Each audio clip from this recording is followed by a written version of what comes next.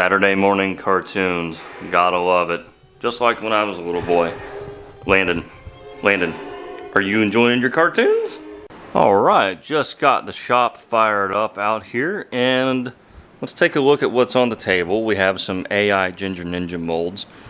But this is the story of the day.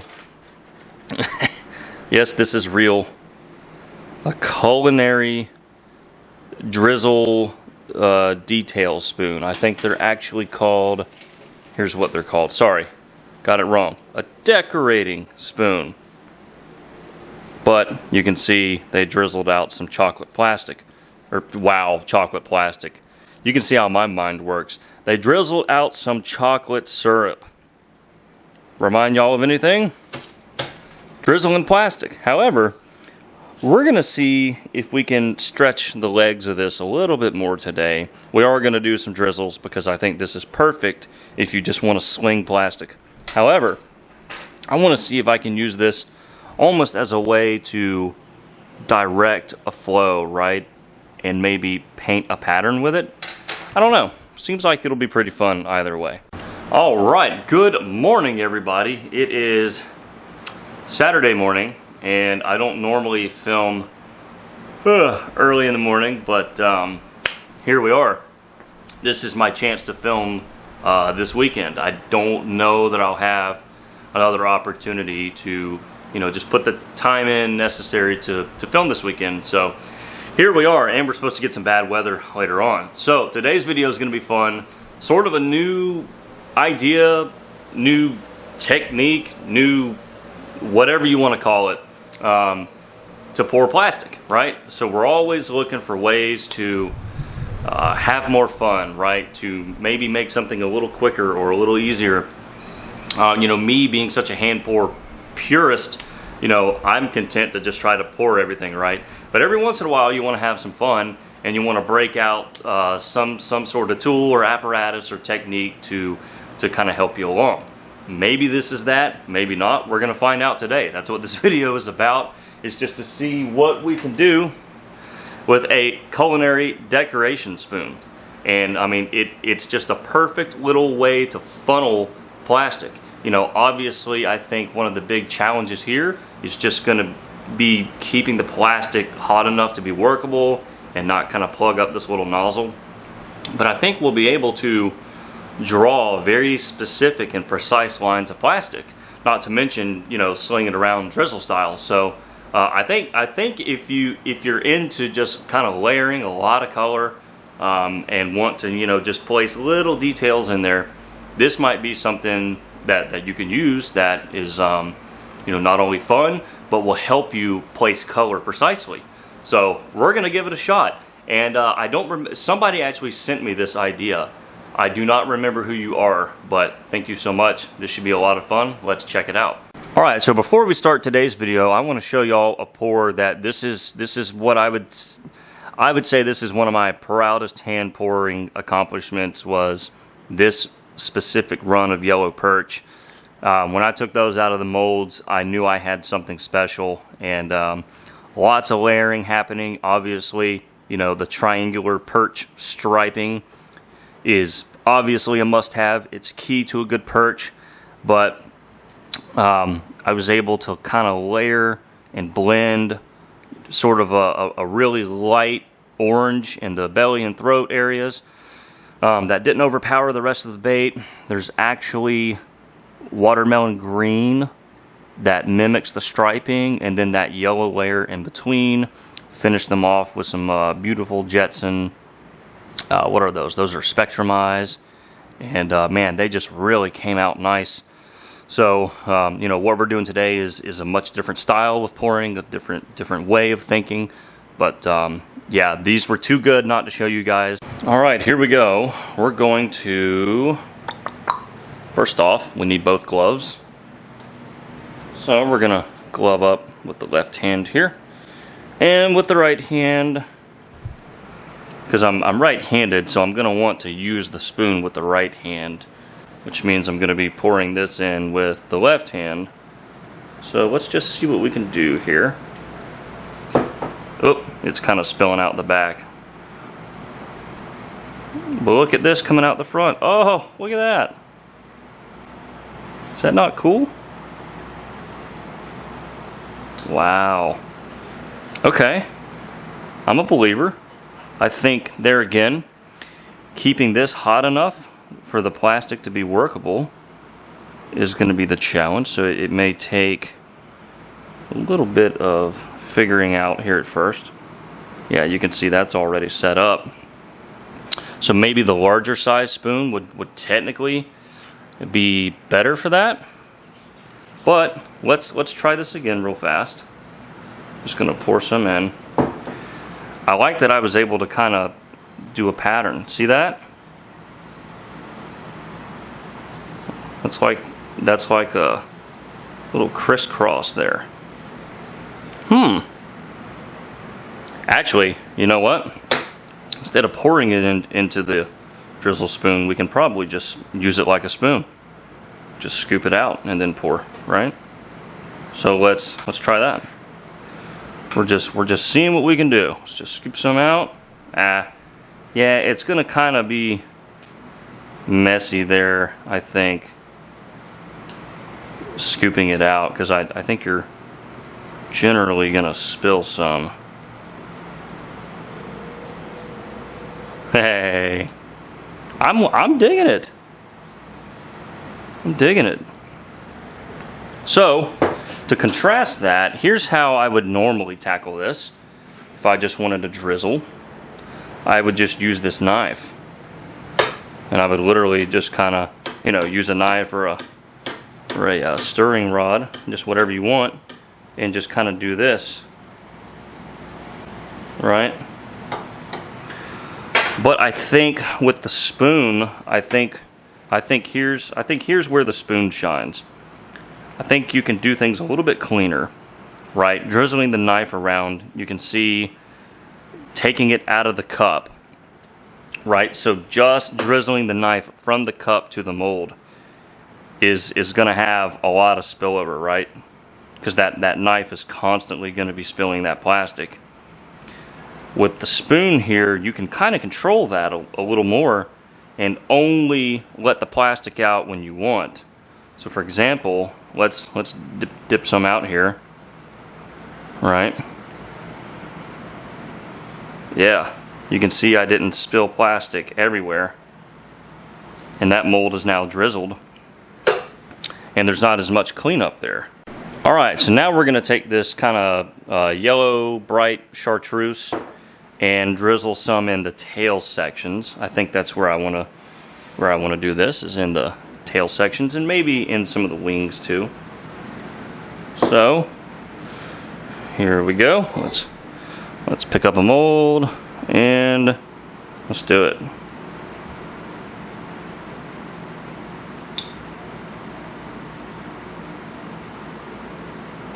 Oh yeah, super awesome.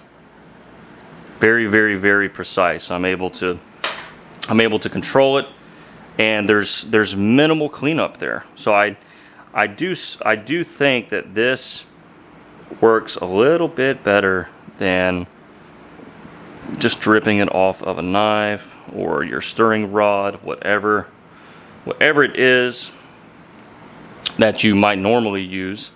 Unless you've already been doing this. I don't know if somebody's already using these types of spoons or not, but that was actually super easy. Random rainstorm blowing in while it's still bright and sunny outside.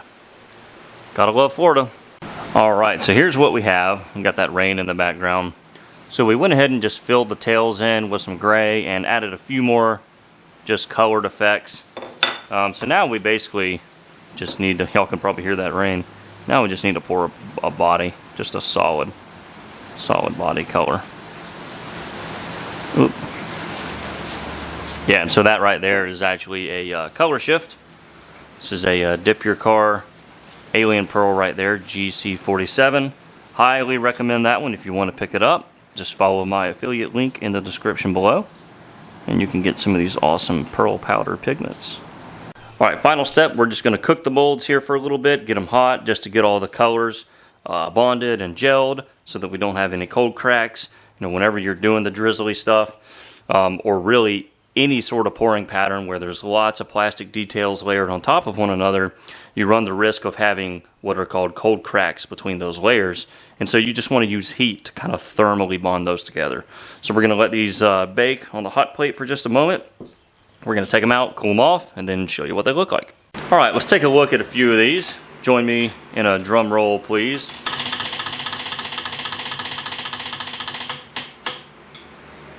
Super fun stuff here. Let's, how about we get this one out?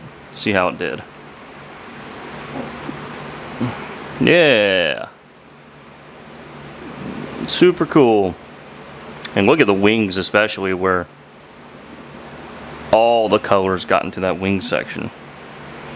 That's what makes it so much fun, is when you get just this random, just boiling pot of color going on. And you can see the tails. So the tails get hotter, I think, whenever you're cooking this mold. You can see how marbled the tail looks. Yeah. Yeah, culinary decoration spoon. And of course you could do this without the decoration spoon, but I will say off camera, when I was kind of getting into a little bit of a rhythm with it, this was much faster and much more precise than if I did it with just a butter knife or if I had a stirring rod. I didn't have to clean up near as much crap left over in the molds. It was just a lot faster and cleaner, which saves time, because if there's one drawback to doing this kind of thing, it's just all the time that you spend cleaning up your mess so that the baits come out clean. All right, we're gonna get the rest of them out and take a look. All right, there they are. Got them kind of laid out here. There's a look at the tail sections, sort of from the front there, a little from the side. I tell you, my favorite part is definitely the wings. The wings got more different colors in them. But I didn't want to do them all the same thing, so I wanted there to be some distinction from the body and the tail. And the wings, these little side wings, are kind of where those meet up in the middle, I guess. And so a lot of coloring in there. So anyway, yeah, there's one idea. One idea for that. Now we're going to see if we can do something else. I think it's going to be a very big challenge because I have no prior practice doing this. None whatsoever. You are seeing my first ever attempts with these spoons. So here we go. Okay, so I'm thinking maybe a baby bass pattern where I use the culinary spoon to try to draw in some sort of maybe a line down the center with some, I guess, back and forth squiggles. I don't even know if that's the term. Going around it. I don't know. Drew over at Livewire suggested that whenever I told him I was thinking about doing a baby bass. So there's probably a couple of different ways that we can do this. But this is going to be much more difficult than trying to just swing plastic around. So let's see if we can first just even draw a straight line or something resembling a straight line.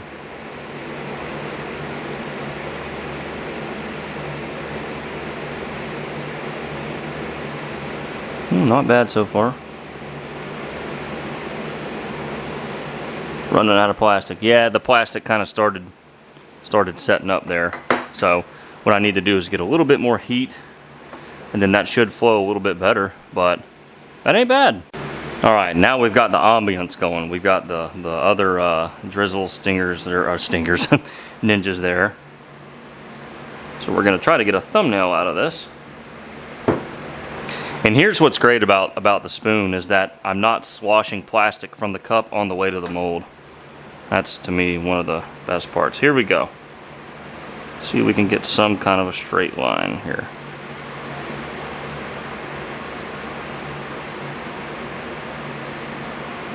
Doesn't have to be perfectly straight. And nothing really ever is in hand pouring. Yeah, look at that. That ain't bad. Alright, so we got that good straight line there. Now we might mess it up what I was thinking was just kind of do some squiggles. So kind of back and forth, squiggles here.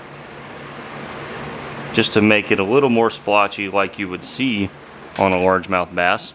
Alright, now let's try the squiggles here. A little squiggly.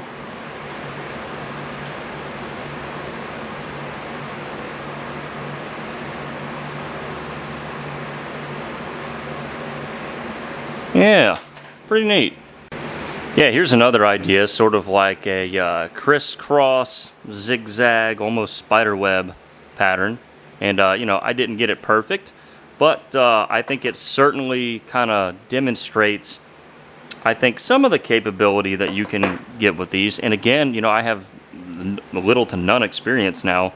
So I think, you know, with a little bit more patience, you could probably draw anything you wanted in your mold.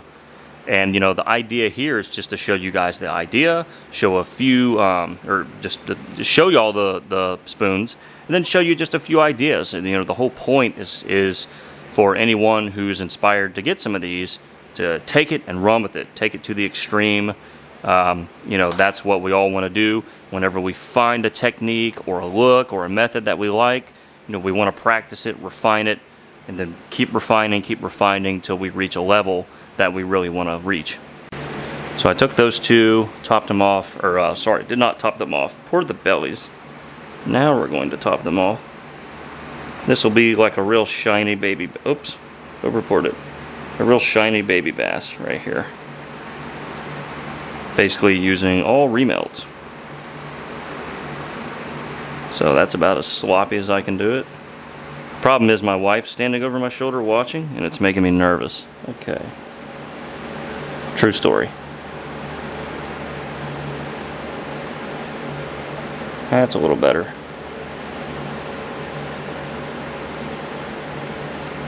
Oh, messed it up again. This is why I have to film alone, people. There we go. Alright, let's take a look at these. Let's see what happened. Should be kind of little fun looking baits here. Oh yeah. That's great. The kind of squiggle baby bass there. And check out that bottom color there. That is a that's another dip your car color shift pigment right there. Yeah, pretty cool. Not something that you normally see coming from me, but always fun to branch out and try new things. And not a bad little baby bass. It's, you know, more of a novelty baby bass, but nothing wrong with that. Oh, look at that. Sort of the same idea here, just two different patterns. So, you know, as you can see, these are both fairly simple, just some black with the spoons here. But of course, you know, you could take it to the extreme and add more detail in between, for sure. But there's, you know, just some more simpler ideas to use these spoons for in a swim bait. And of course, you know, you can hand pour both of these patterns. They just might not be quite as precise. And I definitely think with some practice, I could do something like this much more fine, much more, yeah, much more detailed. Kind of neat there. Let's look at the other side. Oh yeah, that one turned out awesome. Sort of a spider web pattern there. I don't know, we'll throw some eyeballs on them real quick, and that's gonna wrap this one up. Yeah, there we go. Got a little eyeball action there. Yeah, pretty cool. I really like it down there in the tail section. Not half bad. All right, well, there is the spread, and of course, question of the day: which ones were your favorite? Did you prefer the you know, crazy color, more drizzly, marbled effect on the ninjas, or do you prefer what we did with sort of the wild baby bass patterns in the swim bait? So comment down below which ones you like best, and also if you come up with any great pattern ideas that you think the Drizzle Spoon or the decoration spoons might really excel at, also let me know down in the comments below, and we will try to figure out some of those patterns based on the responses that I get. Y'all might get a kick out of this. Here's a little footage of me actually making this video. So I use Corel Video Studio, and this is the back end. This is the part of running a YouTube channel that is completely a pain in the butt. Landon agrees. I hear him back there. Yeah. What are we beeping about? But anyway, no, I figured it'd be funny to show some footage of me making the video that you are currently watching. So here are like the actual video files there, and then I have to pull them down, string them together, and try to make this video make sense. Alright everybody, that's going to wrap this one up. We have some weather blowing in, which I'm actually okay with because it is so hot. I'm ready for the atmosphere to just be cooled down. Oh, I can't wait to go inside. But anyway, thank you so much to the subscriber who showed me those spoons. I believe it was somebody that I'm personally friends with on Facebook, but probably knows me through the channel, knows me through bait making, because they literally sent me a DM that's like, hey, have you seen these culinary spoons? And I was like, oh man, that sounds so much fun. You could, drizzle the plastic in and, maneuver it to paint lines and things like that. So that's just like day one with it. So, with a little bit of practice, you can probably do some cool things, much cooler than what we did today.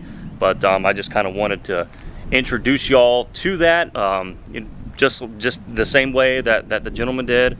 And, hey, if it inspires you, pick some up super cheap. They were, I don't know, I got them on Amazon for just a couple bucks. And I think you'll have lots of fun. That, to me, fun is the ultimate purpose of this hobby. It is so much fun. It's so inspiring. It's fun to create. So I'm going to go inside. Catch y'all in the next one.